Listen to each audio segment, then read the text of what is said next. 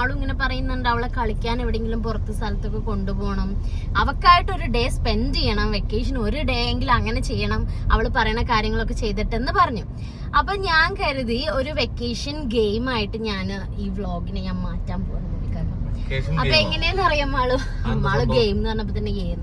അപ്പൊ എങ്ങനെയാന്ന് വെച്ചാല് ഞാന് 2 കാര്യങ്ങൾ ഒരു പേപ്പറിൽ എഴുതും. എന്നിട്ട് ഞാനത് മാളുവിനെ കൊണ്ട്, ഞാൻ പണ്ട് മാളുവിന്റെ ബർത്ത്ഡേക്ക് ഒരു ഇങ്ങനെ ഒരു ചെറിയ സംഭവം ചെയ്തിട്ടുണ്ട്. എന്റെ കൈ വേദനിക്കുന്നു ഇങ്ങനെ വെച്ചാൽ നമ്മളെ കാണാണ്ടാവും.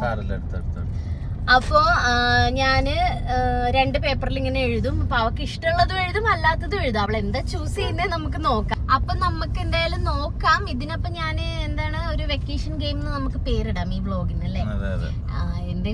എന്തെങ്കിലുമൊക്കെ ആവട്ടെ. അപ്പൊ നമുക്ക് എന്തായാലും മാളു എന്തൊക്കെയാണ് ചൂസ് ചെയ്യുന്നത്, ഇന്നത്തെ ഈ ഒരു ഗെയിം എങ്ങനെ ഉണ്ടാകും എന്നൊക്കെ നമുക്ക് നോക്കാം.